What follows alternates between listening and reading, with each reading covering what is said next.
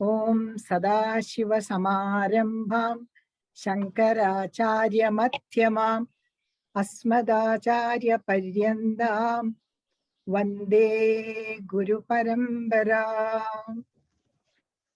Pranam Puja Swamiji. A very warm welcome to one and all.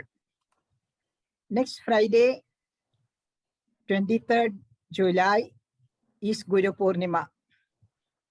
As we are all together here this morning, it is a good opportunity for us to offer the pranams to our Guru Parambara. We are fortunate and blessed that our Guru, the Asmat Acharya, is with us to impact the Brahma Vidya, the highest knowledge, to us. We listen and benefit greatly from these classes. It is our privilege to be part of this journey.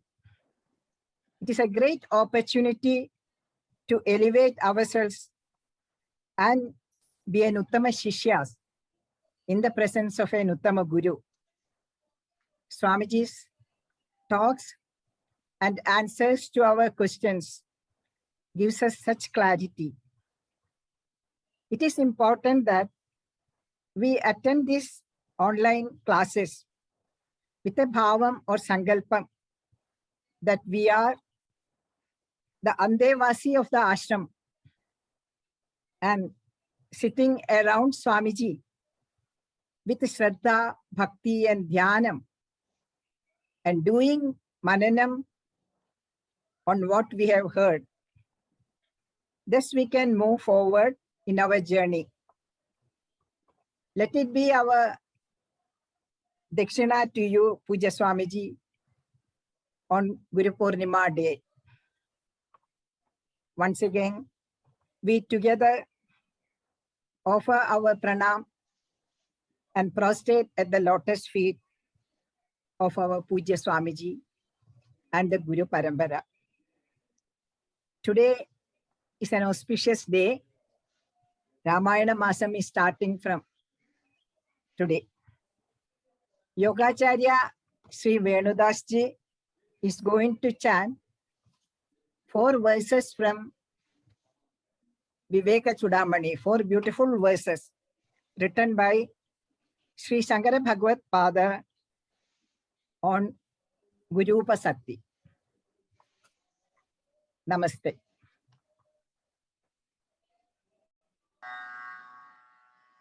Namaste, Swamiji.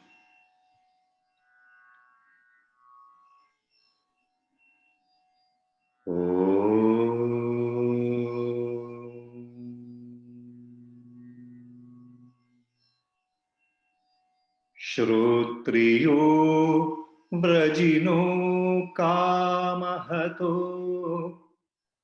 yo brahma viduttamah brahmanyuparatasyanto nirindhana ivanalaha ahetuka daya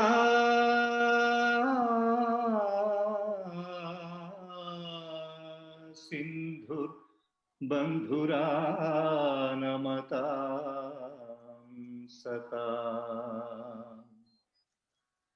tamaradhya gurum bhaktya prahva prashraya sevanaihi prasanam tamanuprapya praschetjadamavyamanaha Swamin namaste nataloka bandho karunya sindho patitam bhavabdhau māmuddharatmiya kadaksha drishtya rijvadi karunya sudha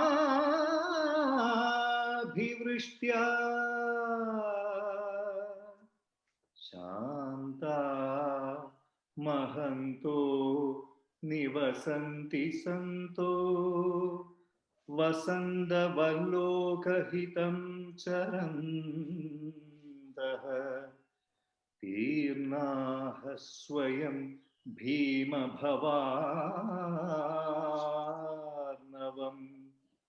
जनानहेतुना अन्यानपि कारयन्तः.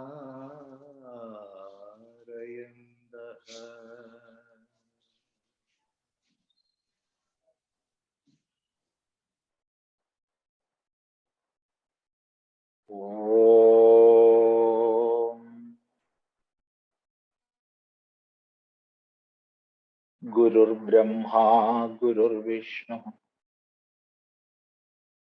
गुरुर्देवो महेश्वरः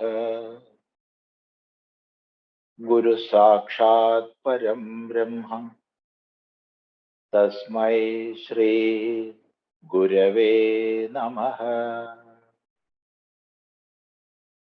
ओम सदाशिवसमारम्भाम् शङ्कराचार्यमध्यमाम् अस्मदाचार्यपर्यन्ताम् वन्दे गुरुपरम्पराम्. ॐ भद्रं कर्णेभिः शृणुयाम देवाः भद्रं पश्येमक्षभिर्यजत्राः स्थिरैरङ्गैस्तुष्टुवांसस्तनूभिर्व्यशेम देवहितं यदायुः. स्वस्ति न इन्द्रो वृद्धश्रवाः स्वस्ति नः पूषा विश्ववेदाः स्वस्ति नस्तार्क्ष्यो अरिष्टनेमि स्वस्ति नो बृहस्पतिर्दधातु. ॐ शान्ति शान्ति शान्तिः. Oh,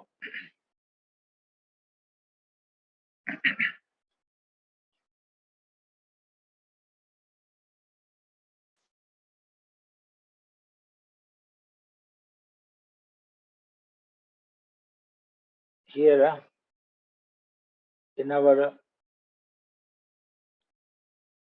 last satsanga, we had seen how a Jamana is getting the highest celestial worlds. Before that, it was stated the path of karma is not at all easy. And if we are not performing properly, that is without all essential parts of karma, then not only we the doers, but 6 more generations will be in difficulties.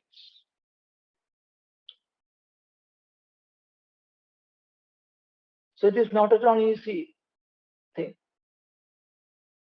But at the same time, there is no way to escape from that responsibility,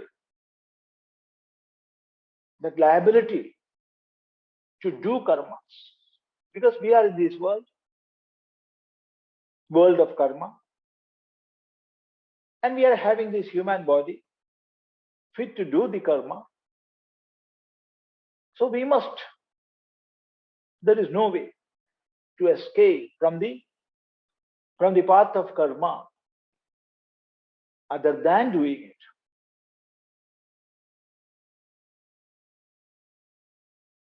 Then comes the question, is there no the path of sannyasa? Renouncing all karmas? Yes, it is there.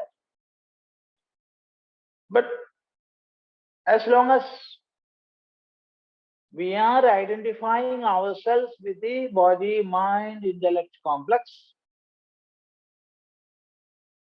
so long we must perform karmas. We must observe all do's and don'ts of this life.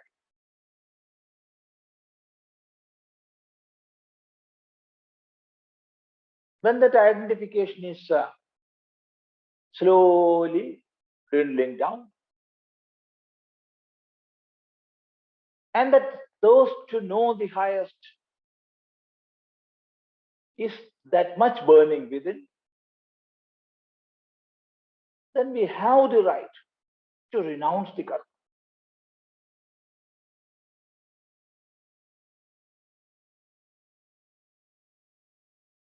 Here, let us remember one shloka from Adhyatma-ramayana. Yavaccharirādishu māyayātmadhi tāvat vidheyo vidhivāda karma. Netiti vakyair akhilam nishidhyata jnatva paratmanam athatyajet kriyaha. See, yavaccharirādishu māyayātmadhi. As long as we are having identification with our body, I am this. I am Swami Chidananda Puri. Then I am identifying myself with the body, or body, mind, intellect complex. I am a man or I am a woman. I am black or I am white. Whatever it is. Then that identification is with the body. Even a child, even a small kid knows this is not me. This is not me.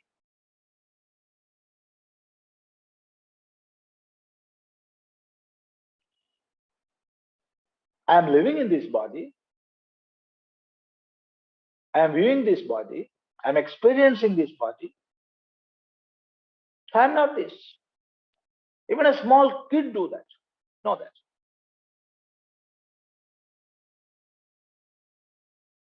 But at the same time, because of the effect of, as an effect of Maya, we are still identifying with this. I am this.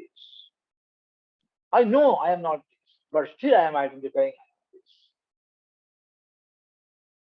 And as long as this superimposition is there, yavaccharirādishu māyayātmadhi, the I consciousness, where in the body, or body, mind, intellect complex, tāvad, so long, vidheyo vidhivāda karmana, one must be doing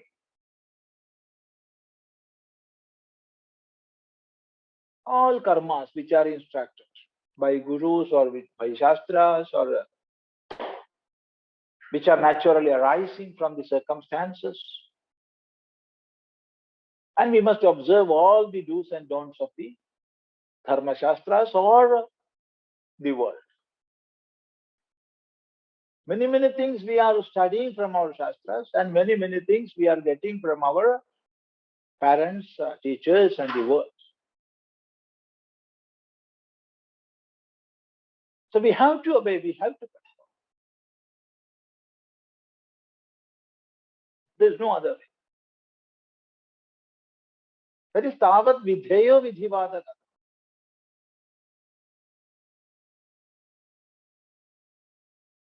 then netiti vakyair akhilam nishiddhyata.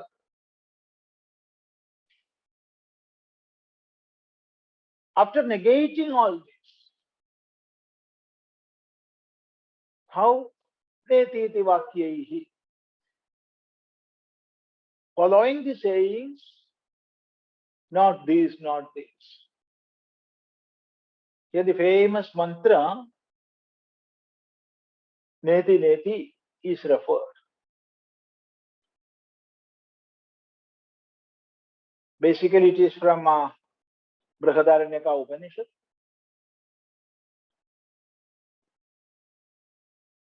And Acharyas are reiterating that there is no greater mantra than this. Neti neti etasmad na parahasti. There is no higher mantra than this mantra, neti neti, not this, not this, not this.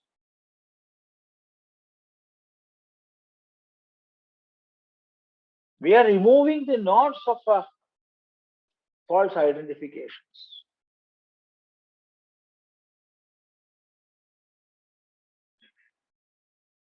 Who tied these knots? We ourselves. We ourselves. So it is our duty to remove all this. That we are doing with the help of this mantra, neti neti, not this, not this. So initially we are considering ourselves as this body. Then through discrimination, of course with the help of Shastras, with the help of simple logic, we are recognizing this is not me, this is my. So in this way, netiti vakyaihi akhilam nishiddhyata, negating all this, akhilam nishiddhyata, negating all this. Jnatva paratmanam, knowing the highest Atma, knowing the Paramatma. Here knowing do not mean realizing. Because if it would mean so, there won't come the question of renouncing.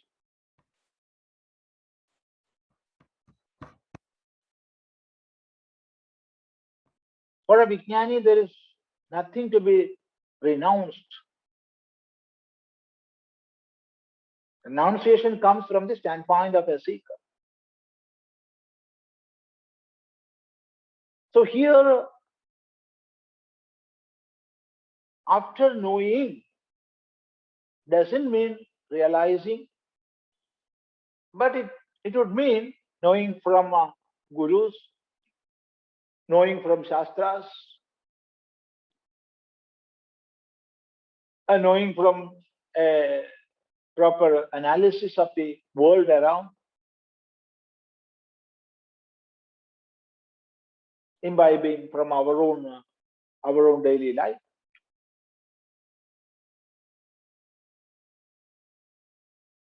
But with that, the knowledge is firm. This is not real. What I am seeing, what I am experiencing, what I am considering as myself, all these are temporary, purely temporary. These are existing only in the transactional plane, not in the absolute sense. So having that firm knowledge with it, or we can use having that firm conviction with it, then only one is competent to renounce the karmas. Then one can renounce. Otherwise, if somebody is renouncing his own duties and responsibilities, he will have to suffer.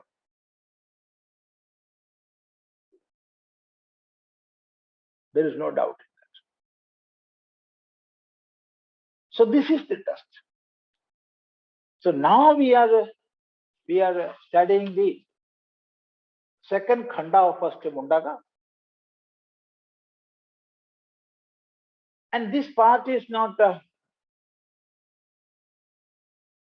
Upanishad in the real sense of the term. It is taking us to Upanishad.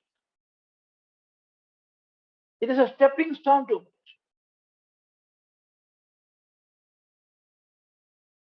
Here we are considering Karma Kanda, our liability to follow that. What are the benefits we are accruing? But at the same time, what are the difficulties in performing? So all these aspects are considered. And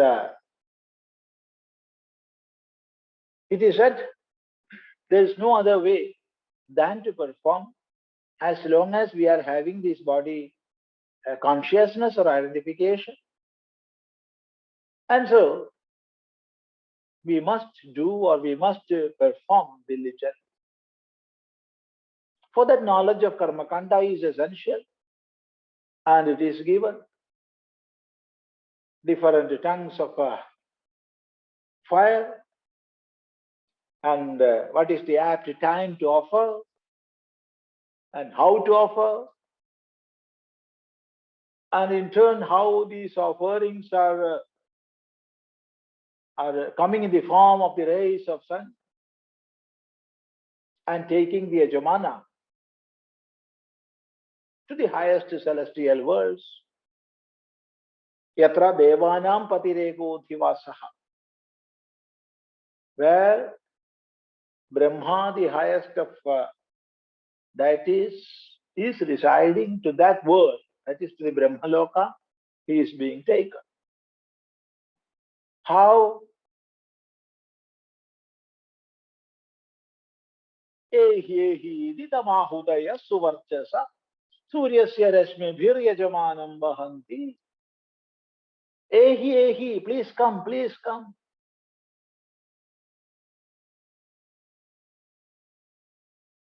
He's being welcomed. Rays of sun is taking him, welcoming with all sweetness, love and care. Abhivadantyaha, archayantyaha. Earlier he worshipped, now he is being worshipped. Earlier he praised, now he is being praised. So he is being taken to the highest world. And this is the effect of your sacrifices. Eshava punya sukruto brahmaloka. And through your own activities or your own karma, you got this highest brahmaloka. So you are going there, we are taking you to brahmaloka with all such sweet words. Rays of sun are taking him.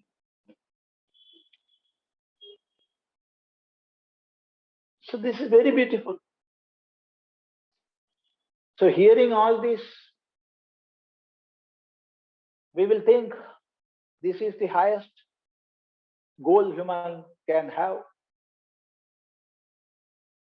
And it will be a great, nice world. And it is then Upanishad is saying, plavā hyete adṛḍhā yajñarūpā aṣṭādaśoktamavaraṃ yeṣu karma etacchreyo ebhinandanti mūḍhā jarāmṛtyuṃ te punarevāpi yanti.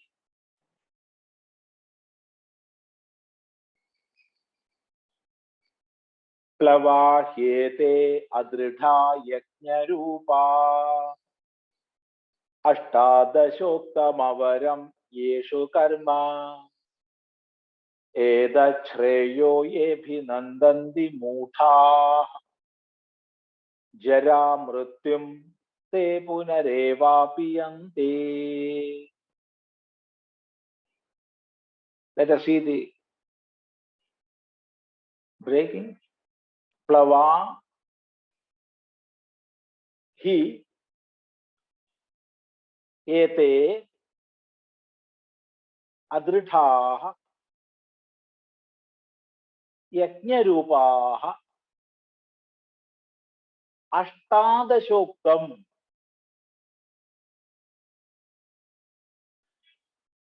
avaram,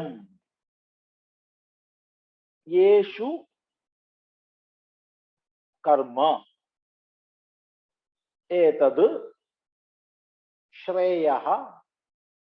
ye abhinandanti, mūḍhā, jarāmṛtyuṃ, te punah eva apiyanti.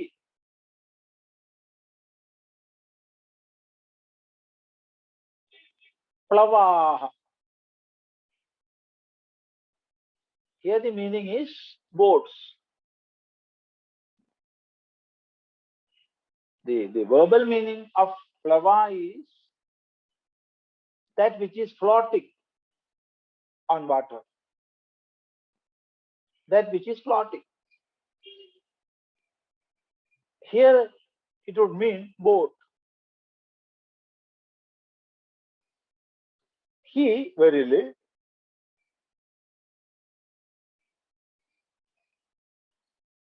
ete, these,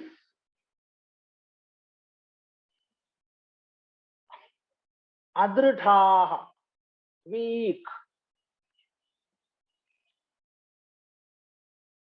not so strong, not so strong. Adṛḍhā,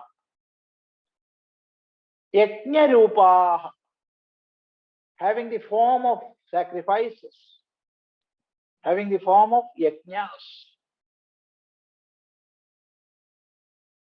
aṣṭādaśoktam, that which is said to include 18, or simply having 18. Avaram. Varam is great. Avaram not so great. Not so great. Yeṣu, in which karma, etad, this, shreya, the highest, or that which will give absolute freedom or ultimate freedom. Shreya. Ye, those, abhinandanti, praising or considering with respect, abhinandan. Mūḍhā, fools, idiots.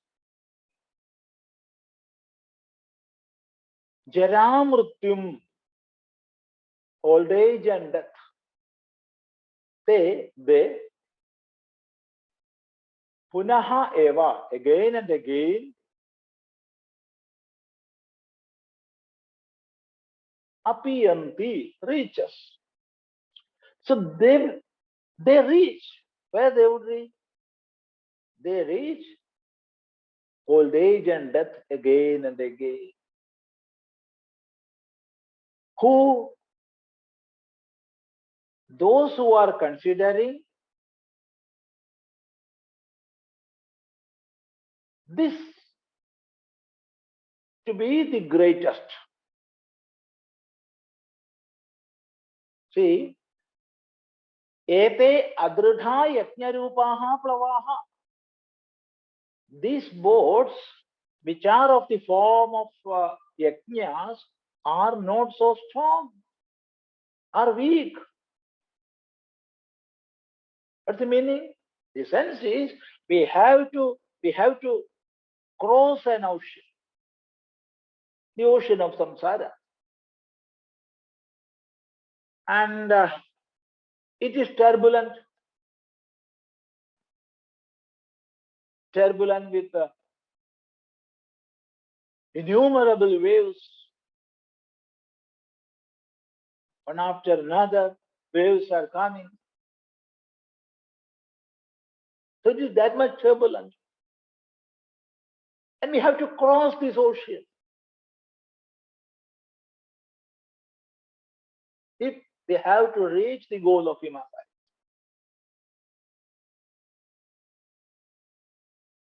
And what we have with us? This boat. These boats we have. Are they strong enough to cross the ocean? No. It is such adṛḍhā, not so strong.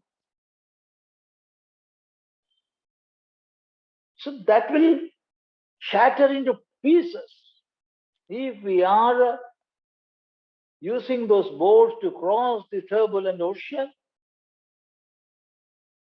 Then on the midway, we will have to die and drown.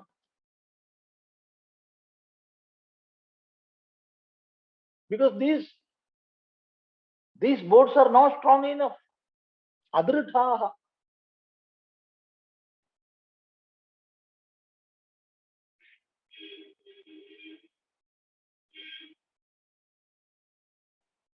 See, don't consider this as a criticism. This is an evaluation. Evaluation is not criticism.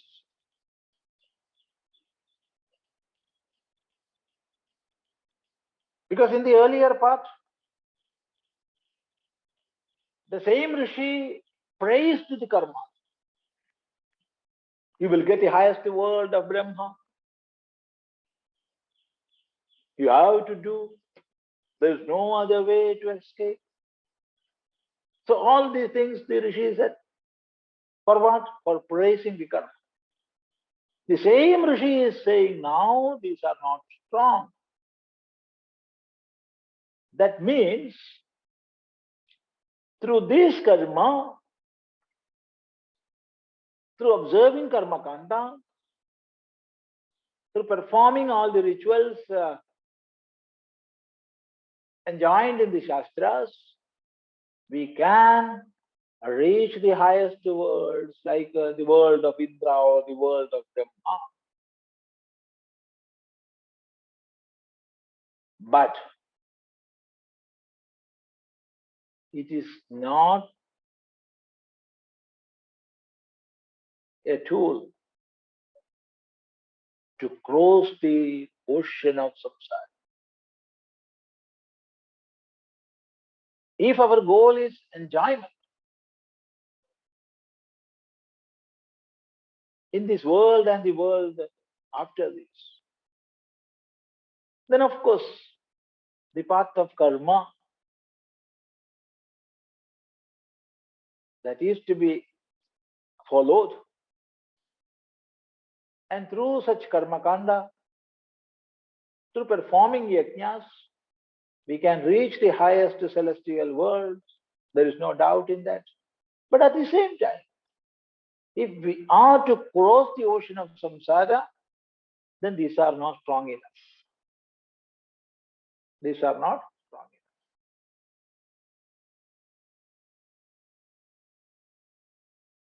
So no intelligent man will try to cross the turbulent ocean in a weak boat.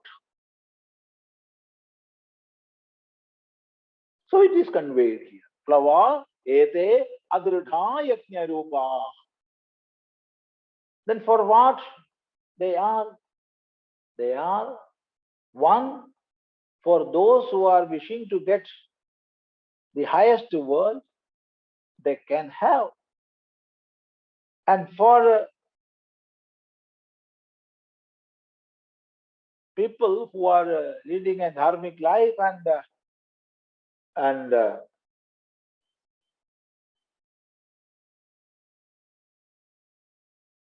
working to have purity of mind, sharpness of intellect, of course, this karma will help in attaining that. As explained by Bhagavan Bhashyakara, Chittasya Shuddhaye karma.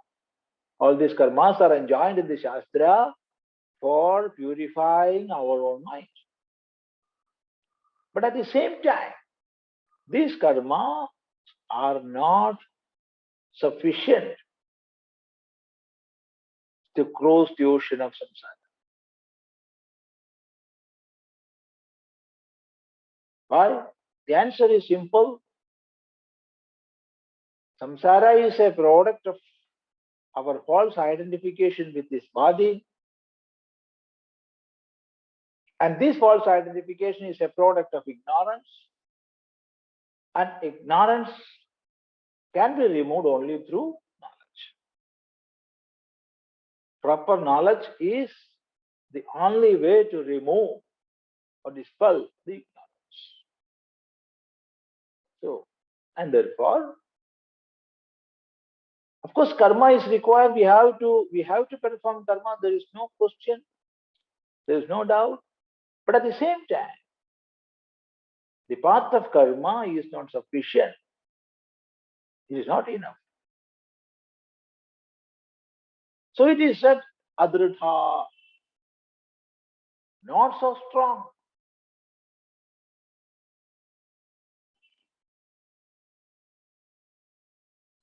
Because we have to cross a turbulent ocean.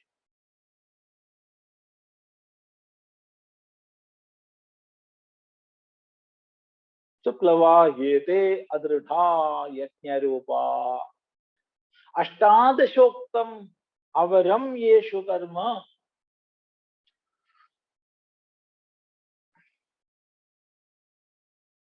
Normally, there are different types of yagas, different types of agnihotras, different yajñas explained in Vedas. But normally, to perform a yaga, there must be 16 ritviks, including adṛḍhā, mūḍhā, udgāta. Udgātas will be chanting samas. Hotas will be offering.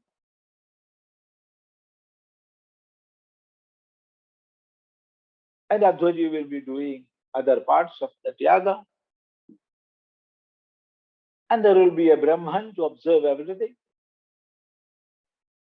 So all these together, there will be 16 ritviks. And the yajamana. Yajamana is the master of the yajña. And patni. Patni of yajamana. Yajamana patni. Patni is patni. In English, it is wife or all. Patni is wife, bharya is wife, dharam is wife, jaya is wife. But we are wealthy people. We have many names to show the inner meaning or the context. So here, when we are speaking about yajñas, it is patni.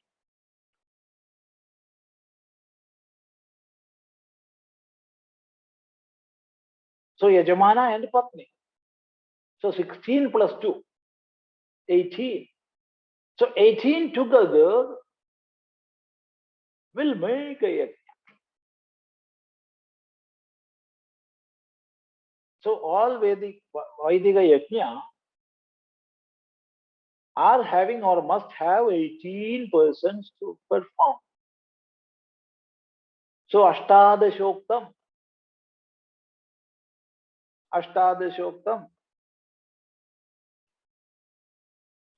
yeṣu, in which there are 18 people. This karma, what it is? It is avaram. Varam is great, avaram is not so great. This is not the highest. Of course, we must perform. As long as we are having the identification with this body, we must perform karma. There is no doubt in that. But at the same time, we must understand this is not the highest. So it is said here, avaram.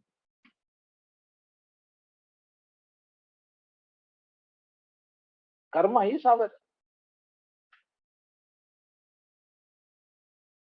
And this karma are not so strong enough to cross the ocean of samsara.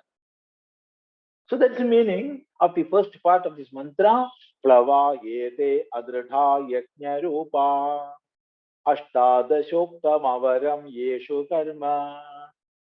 This is the state. This being the state, those who are considering this as the highest and great, they are fools indeed.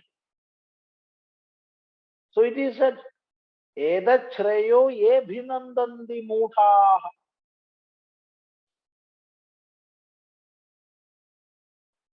Fools are considering this as the greatest and highest.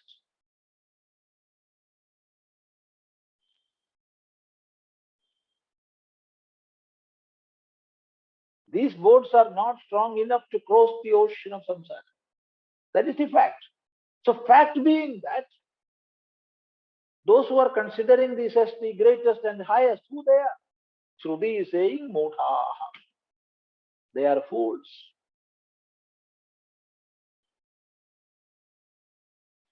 Mūḍhā. Mohitā. Deluded. Who are in delusion. Why? Because they do not have a real knowledge. That knowledge which is coming from pramana. Pramana is valid means of knowledge.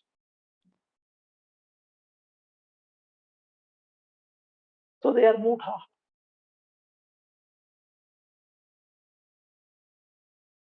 They cannot get the inner meanings, the sense of everything. They are seeing the superficial matters and analyzing from outside.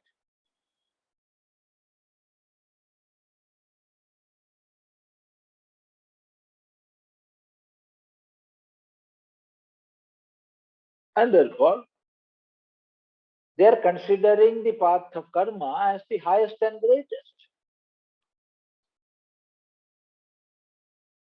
Etacchreyo ye abhinandanti mūḍhā. Those who are considering this as the highest and greatest, they are fools indeed. And what is the effect? The effect is they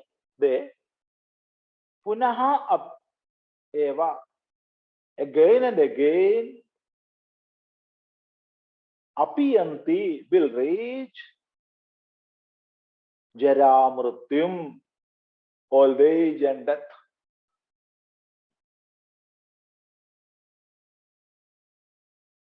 That means they will have to come again and again in this life. Because old age and death, it will happen once in a life. It is said here again and again they will have to have. So the meaning is they will have to take birth again and again.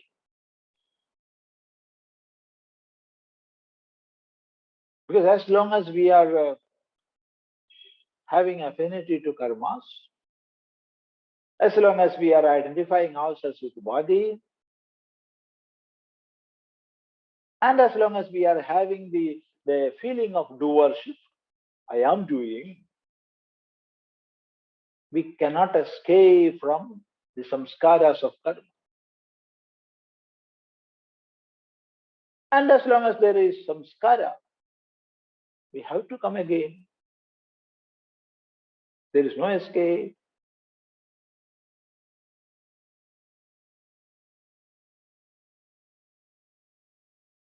So it is said, jarāmṛtyuṃ te punarevāpi yanti.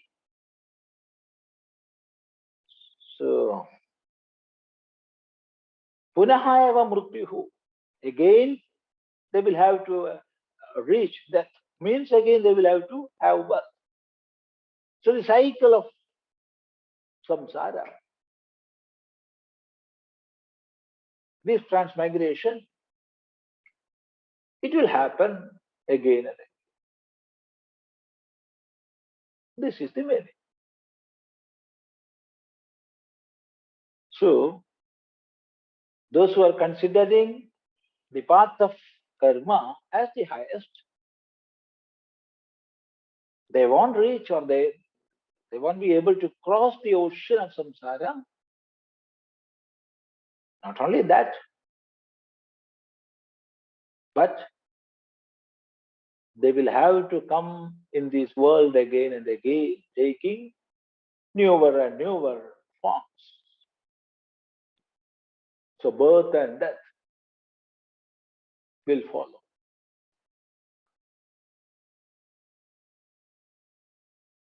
So we are getting more and more immersed in the samsara. This is the meaning of the 7th mantra. 8th mantra is a continuation of this thought, and that we will take in our next sitting. So let us see the mantra once more. Plavā, hyete, adṛḍhā, yajñarūpā, aṣṭādaśoktamavaraṃ, yeṣu karma, etacchreyo yebhinandandi mūḍhā, jarāmṛtyuṃ te punarevāpi yanti. Namaste. So to 8th mantra we can go in our next satsanga. If you want to ask anything, you can ask. Namaste, Swamiji. Today's first question is Namaste. Today's first question is from Dr. Kamalaji. Please unmute and ask.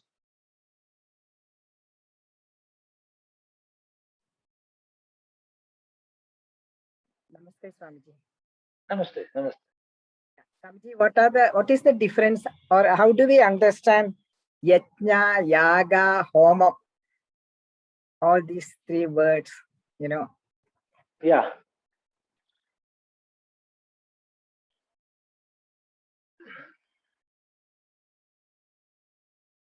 The 2 words, these 2 terms, yajna and yaga, they come from the same dhatu, same root. Yaj. Yaj, deva puja, vidhi, sangadhikarana, daneshu. That is the dhatu. Yaj, deva puja, vidhi, sangadhikarana, daneshu. So that means the meaning of the dhatu yaj is performing, worshipping devatas, or respecting devatas, and doing things connected with that, and offerings in connection with that. So all these are the meaning of the dhatu yaj. The term yaga and yajna comes from the same dhatu, only suffixes are changing.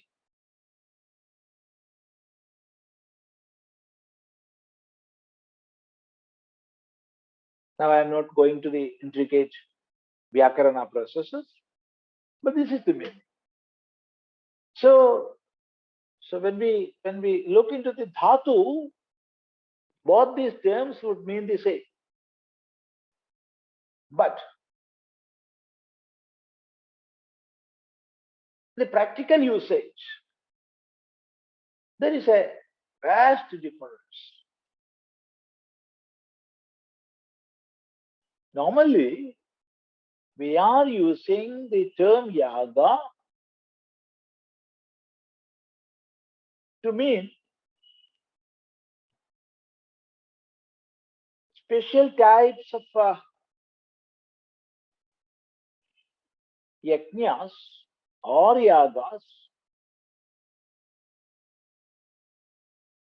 involving Agnihotras within and enjoined by Vedas. For example, adṛḍhā, somayagam, ashwamedham, so many yagas.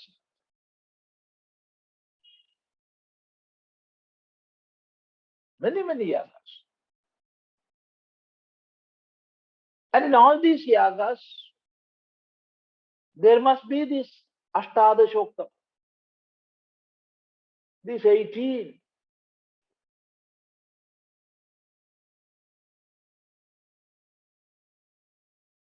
That is 16 ritviks, Yajamana and Patni. Then only a yaga will be fulfilled. A brahmachari cannot perform a yaga. A sannyasi cannot perform a yaga. Patni and pati must sit together.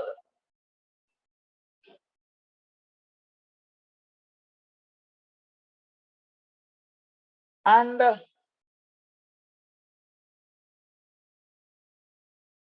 what is the goal? Of course, the highest worlds or we can say worldly benefits. When we say worldly benefits, this world can be this or the highest.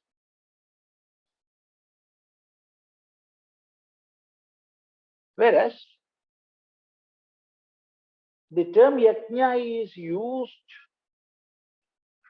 to show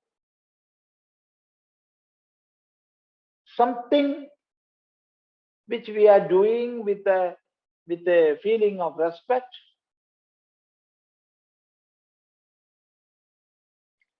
where there is offering, where there is a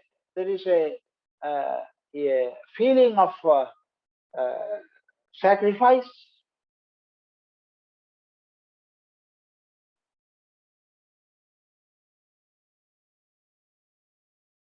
And the scope of the term yajna is too vast.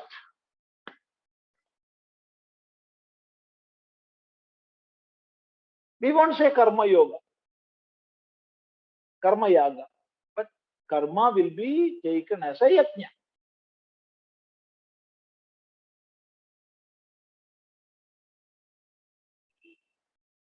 The austerities we are observing in this life, tapas. Tapas will not be considered as a yaga, whereas tapas will be considered as a yajna. Respecting and worshipping of our own mother. Mother is the first God. Mother is the highest devata. So respecting and worshipping our own mother, that is not considered as a yaga, but it is considered as a yajna. Sharing with others, sharing our resources with others. It won't be considered as yaga, but it will be considered as yajna. Doing some pujas. Never puja will be considered as yaga, but pujas are yajnas.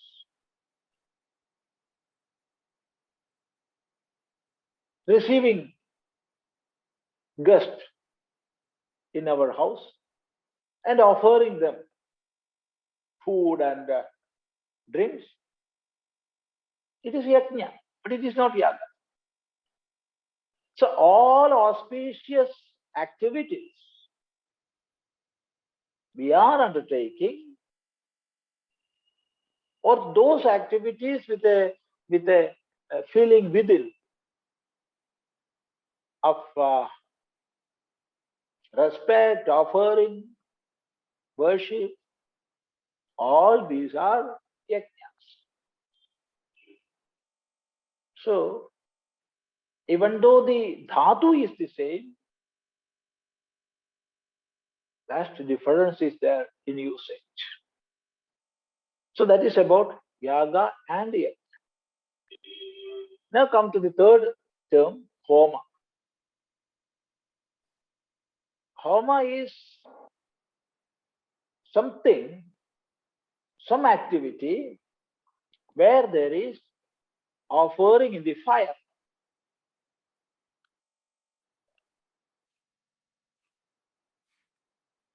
Where we are offering something in the fire with that much devotion,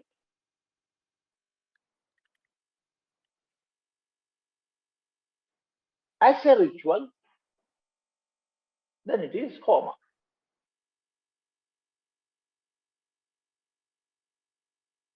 So all yajnas are not homas, because yajnas are there even without this offering the fire. But if we are doing homa with a proper attitude, then it will be a yajna. If we are doing a yaga with the proper attitude, it will be a yajna. So yajna is a term having much scope. And all others will be parts of yajnas. So these are the basic differences. Now we can explain this aspect, but I think this is sufficient for this discussion. Namaste. Yeah, all this can be taken as sadhanas. Of course. See, what makes a sadhana? It is the attitude.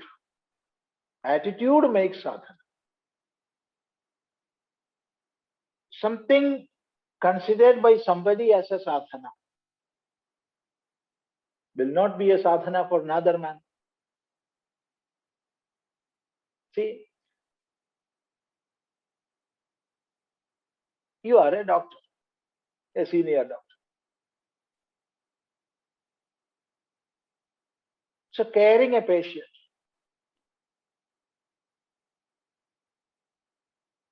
it is a sadhana.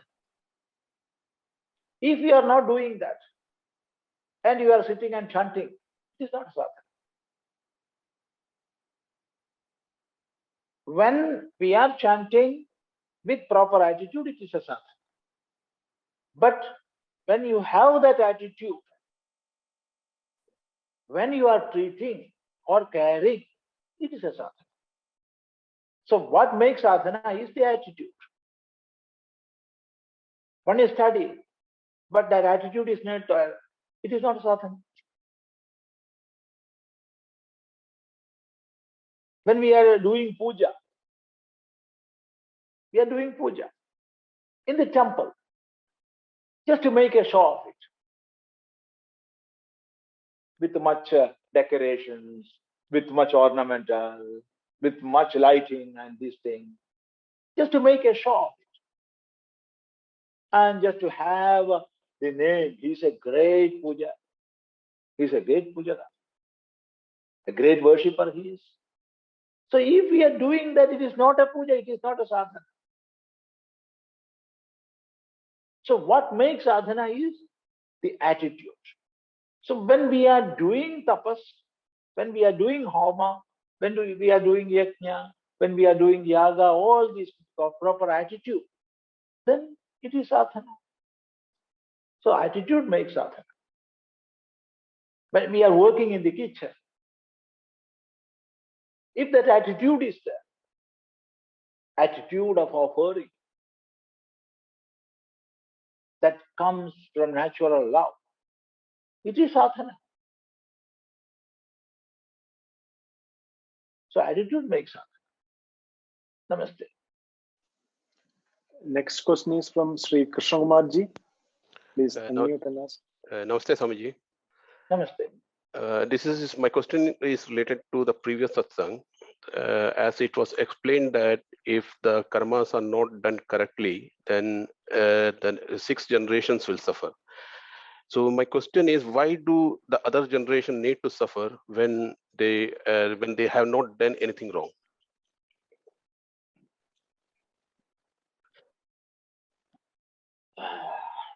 See, that mantra, aṣṭādaśoktamavaraṃ tasya lokan hinasti. Up to 7 generations will suffer or will have to suffer. That is to show how difficult is the path of karma. How care and diligence must be there within our own performance. That much carefully, cautiously, diligently we have to perform. To make a sadhaka, such a doer, it is said, you have to have utmost care. Otherwise, you will have to suffer. Not only you, but your 3 generations forward and 3 generations backward will suffer.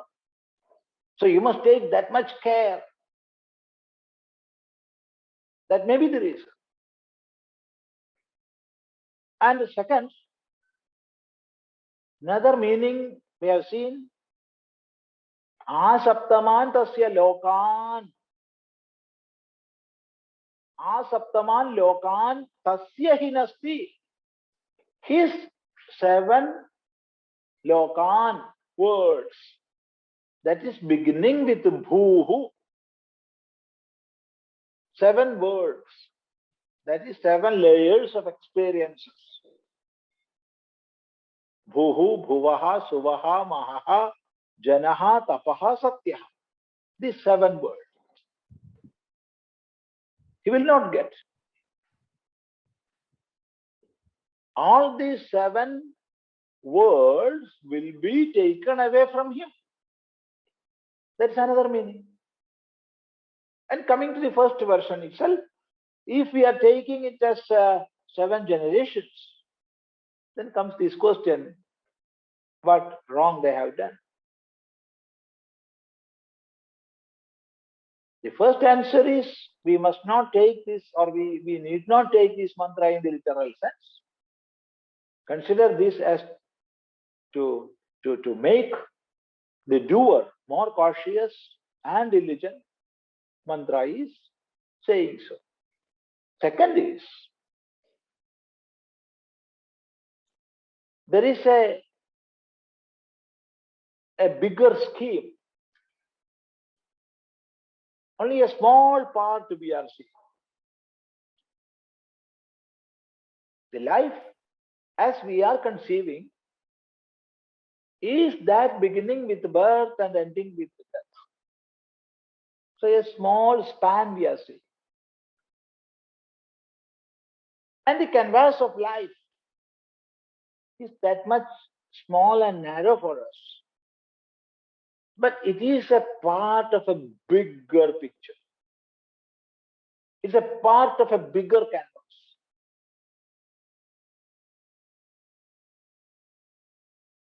Nothing happens without a cause and reason. For every effect, there must be a cause.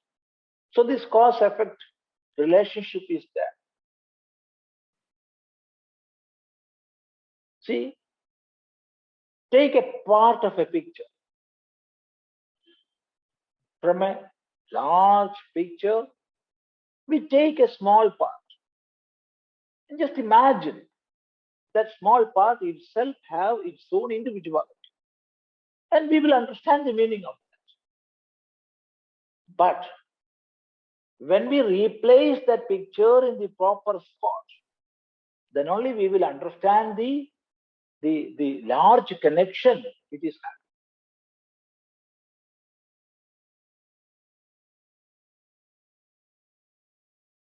So in the same way, why I am related to you? Why I came as a son of this man?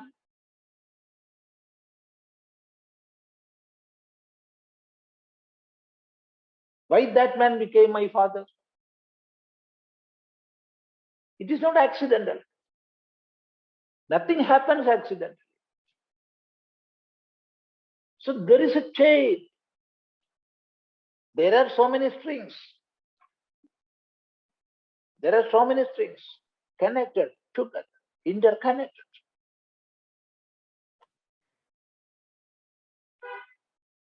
So there lies the answer. To be a part of that chain, there must be some causes. But we cannot explain all these things. Because we are seeing only a small span.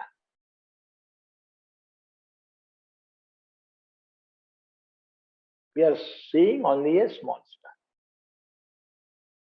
But there must be some cause for all the effects.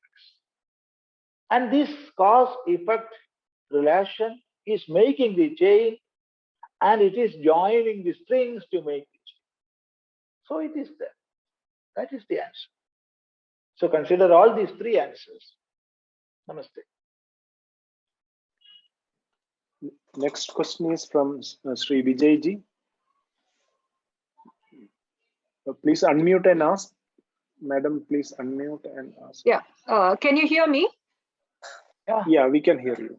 Okay. In today's context, is performing Omam and yajñas absolutely important? Isn't being a good person and following the righteous path and performing seva to humanity whenever it's possible, isn't that enough?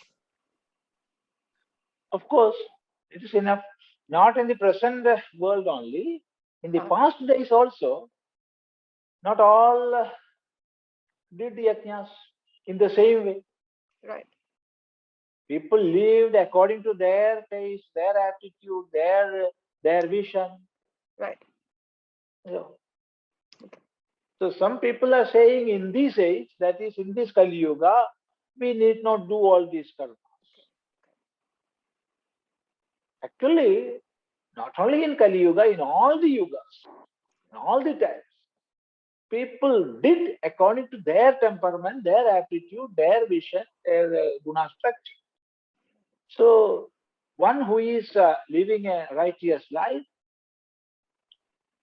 performing good deeds, doing seva to the society, and thinking, talking, and doing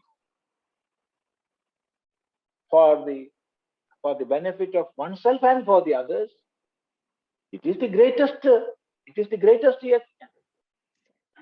But those who are doing this, let them do. Yeah, absolutely. Yeah. That's it. Yeah.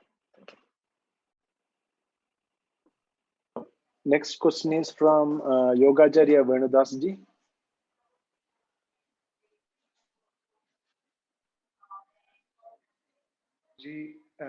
Often we see Shishya is searching and finding a guru.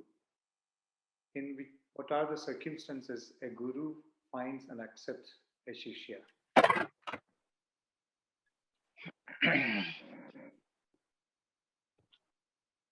See,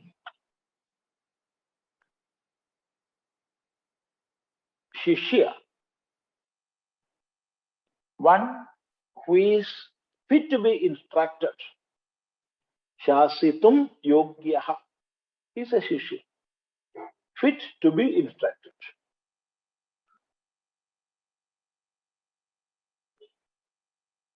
When we are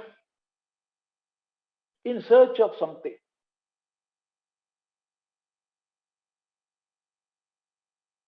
wishing to reach somewhere, we will work for that. When we have the thirst, we will search for water or something to drink. When we are feeling that hunger, when we are hungry, we will search for food. So when we are in search of some knowledge, not in the highest sense only, whatever be that, we will be searching from where I can have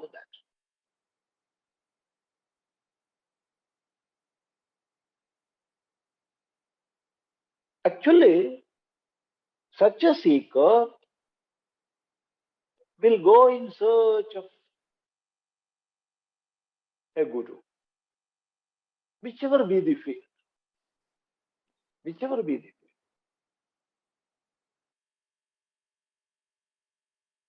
And he will find. So it is a meeting point of two, Guru and Shishya.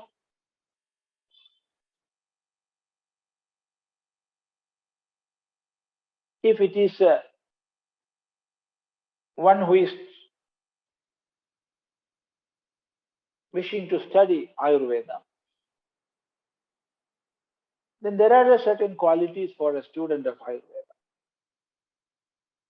So the Guru will test that. Guru will see and he will ascertain this is a competent student. He is eligible for that knowledge. He will take much time to ascertain that. And after that, he will start teaching. Sometimes the teacher will ask him to go somewhere else and study some Vaisheshika or do some sevas or whatever it is. Then only he will start teaching Ayurveda. And if it is some other branch of knowledge, there also that meeting happens and the capability of the student will be measured, and then only he will be admitted for that proper studies. So that is the rule everywhere. Now coming to the Vedanta Shastra, who is a Shishya or who is a seeker in Vedanta Shastra? One who have Nityanitya Viveka Vidhi.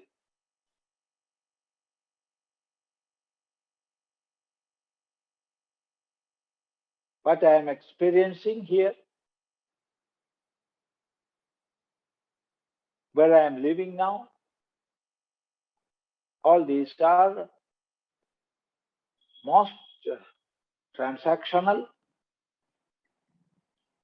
and temporary,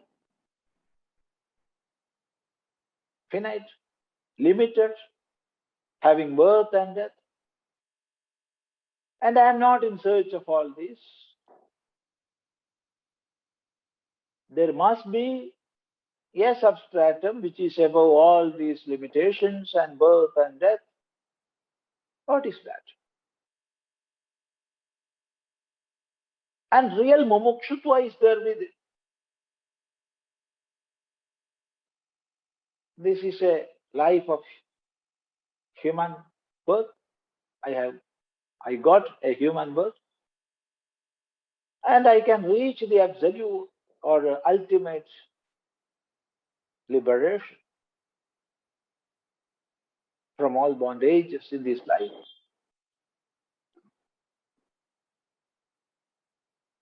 And as I got this human life, I must reach that goal in this life itself. So that burning mumukshutva is there with it.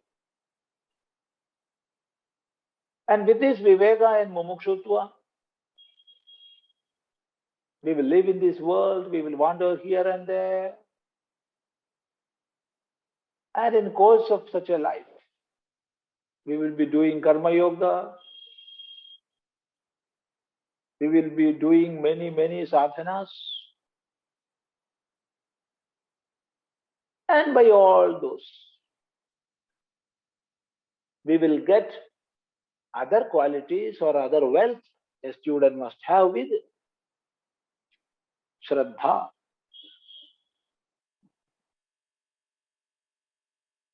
detachment, dispassion,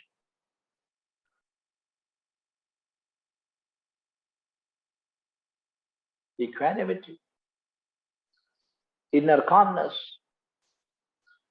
So slowly we will be getting all these qualities with it.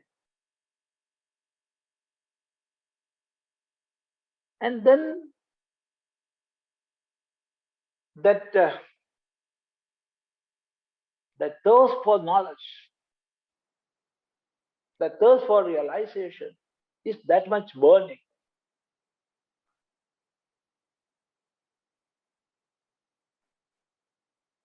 We will be searching for a real Guru.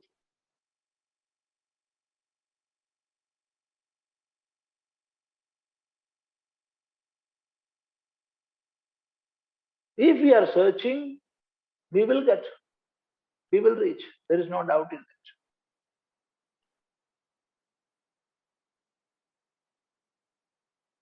And there also that meeting point happens. So thirst is there,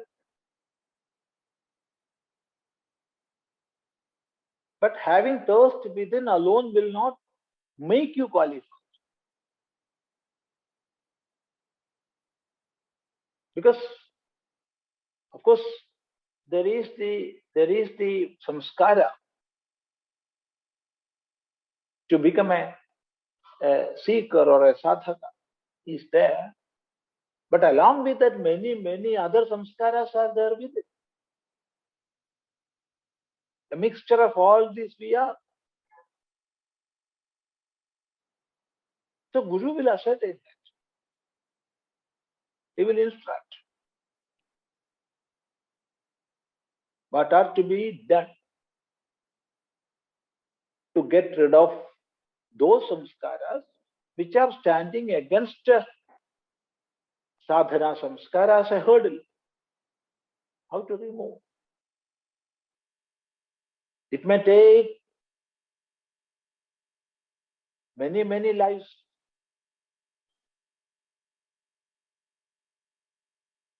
It may happen within a second. We cannot say that. But we must get ourselves ready to obey what is being instructed. Or we are at freedom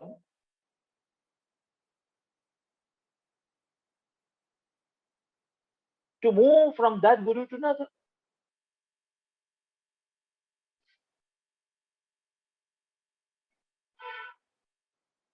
We are having that freedom. Because even though there is honey within a flower, the honey within a particular flower cannot be taken or accessed by all the bees. It doesn't mean that that bee do not have the right to have the honey nor it means there is no honey in the flower.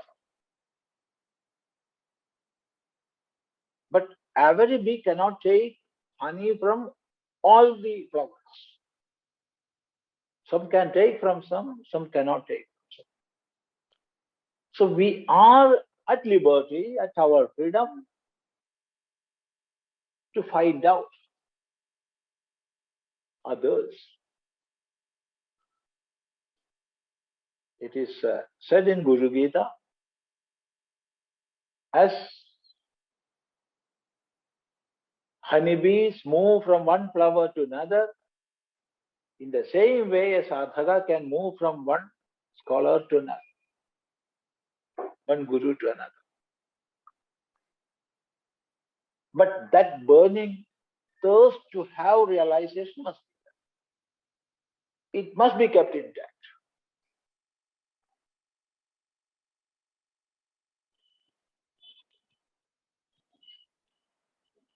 So Shishya is one who is right enough to be imparted. And who is a guru? In this Brahma Vidya, guru is Shrotriya and Brahmanishta. Sometimes we may be considering ourselves as competent enough to study Brahma Vidya. But we may not be. There may be many, many layers within us. And these layers, which are acting as curtains, must be removed.